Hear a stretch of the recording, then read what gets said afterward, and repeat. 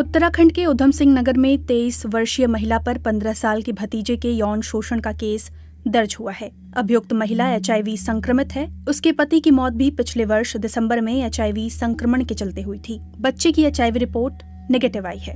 नाबालिग बच्चे के मां बाप की शिकायत पर रुद्रपुर के ट्रांजिट कैंप थाने में केस दर्ज किया गया है। इस मामले की जांच कर रही सब इंस्पेक्टर रीता चौहान ने बताया कि पॉक्सो एक्ट और IPC की धारा 270 के तहत केस दर्ज किया गया है। धारा 270 के तहत दुर्भावना से जीवन के लिए खतरनाक बीमारी का संक्रमण फैलाने का अपराध शामिल होता है। रीता बताती हैं कि 2 अप्रैल को लड़के के पिता थाने आए थे। उन्होंने तहरीर दी कि उनके बेटे के साथ चाची ने जबरन शारीरिक संबंध बनाए। वह ब्लैकमेल भी कर रही थी कि इसके बारे में किसी को बताया तो वह उस पर जबरदस्ती करने का आरोप लगाएगी। बीते 30 मार्च को अभियुक्त महिला बच्चे को ब्लैकमेल कर रही थी। उसी समय उसकी मां ने ये बातें सुनी, जिसके बाद लड़के ने पूरे मामले के बारे में बताया। अभियुक्त महिला फिलहाल न्यायिक रिमांड में है। पीड़ित लड़के के पिता बताते हैं कि अभियुक्त महिला पीलीभीत में अपने ससुराल में सास और ननद के साथ रहती थी। होली के समय वे भी अपने परिवार के साथ गांव गए हुए थे, जब उसने लड़के के साथ पहली बार शारीरिक संबंध बनाए। उनके लड़के ने बताया कि ऐसा उसकी सहमति के बगैर किया गया। इससे इनकार करने पर चाची ने उस पर जोर जबरदस्ती करने का आरोप लगाने और शर्मिंदा करने की धमकी दी। पिता के मुताबिक 30 मार्च को आरोपी महिला रुद्रपुर आई हुई थी। वहां भी लड़के के साथ जबरन शारीरिक संबंध बनाए। जब वह उसे डांट रही थी तो लड़के की मां ने उनकी बातचीत सुन ली। वह बताते हैं कि उनके छोटे भाई की मौत 2 दिसंबर 2021 को हुई थी। उसकी शादी को 5 वर्ष हो चुके थे। शादी के 6 महीने बाद ही उसकी तबीयत बिगड़ने लगी। जांच के बाद पता चला कि वह HIV संक्रमित था। इसके बाद उसकी पत्नी की भी जांच कराई गई और वह भी HIV संक्रमित निकली। आरोपी महिला का HIV संक्रमण का इलाज चल रहा है। यह स्पष्ट नहीं हुआ कि HIV संक्रमण पति से पत्नी को हुआ था या पत्नी से पति को। वो कहते हैं वो हमसे बेटे को गोद लेने और उसे गांव में ही भेजने की बात कहती थी। हम इसके लिए तैयार भी हो रहे थे। मेरे लड़के ने 8वीं की परीक्षा दी है। हम उसे गांव भेजते उससे पहले ही ये सारा मामला सामने आ गया। अगर हम उसे गांव भेज देते तो क्या होता?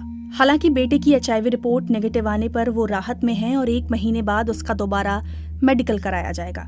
देहरादून में वकील अनुपमा गौतम कहती हैं, यौन अपराध जैसे मामले अब जेंडर आधारित नहीं रह गए हैं। महिलाओं पर भी अब इस तरह के आरोप लग रहे हैं। लड़कों के साथ यौन अपराध के ज्यादातर मामले दर्ज ही नहीं होते। दर्ज होते भी हैं तो उन पर जल्द कार्रवाई नहीं होती। उनके मुताबिक ऐसे ज्यादातर मामलों में महिलाएं बड़ी उम्र की होती हैं। वह अपने एक केस का हवाला देती हैं जिसमें 21 वर्ष के लड़के ने 45 वर्ष की महिला से दबाव में शादी की। इस केस में महिला ने लड़के के साथ सहमति से यौन संबंध बनाए, फिर उस पर शादी का दबाव बनाया और इसके लिए उसे ब्लैकमेल किया। हमारे सामने ऐसे मामले अब आ रहे हैं। समाज में बदलाव आ रहा है। अनुपमा बताती हैं कि कानून के तहत महिलाओं पर सीधे बलात्कार का केस दर्ज नहीं होता। पुरुषों के साथ यौन शोषण बलात्कार की कानूनी परिभाषा में नहीं आता, इसलिए ऐसे मामलों में महिलाओं पर यौन उत्पीड़न, चोट पहुंचाने जैसा केस दर्ज किया जाता है। रुद्रपुर के इस मामले में पीड़ित बच्चे के नाबालिग होने पर पॉक्सो एक्ट के तहत मामला दर्ज किया गया है। रुद्रपुर के SSP मंजूनाथ TC ने पॉक्सो एक्ट से जुड़ा मामला होने के चलते इस मामले पर टिप्पणी करने से इनकार किया है। लेकिन ये पूछे जाने पर कि क्या ऐसे मामले सामने आ रहे हैं जिनमें महिलाएं यौन उत्पीड़न की दोषी हों, उन्होंने कहा कि ऐसा बेहद कम होता है। जेंडर से जुड़े मुद्दों पर कार्य कर रही दीपा कौशलम कहती हैं, अपने कार्य के दौरान मैंने ऐसे भी केस देखे हैं जिसमें औरतों ने पीड़ा दी है। किशोरों के साथ यौन शोषण के मामलों में महिलाएं भी दोषी पाई गई हैं, लेकिन ये मामले सामने नहीं आ पाते। समय के साथ महिलाएं भी अपनी यौन इच्छाओं को लेकर जागरूक हुई हैं और इस तरह के मामले बढ़े हैं। दीपा कहती हैं, आखिर में अपराध तो अपराध ही होता है, चाहे किसी महिला ने किया हो या पुरुष ने।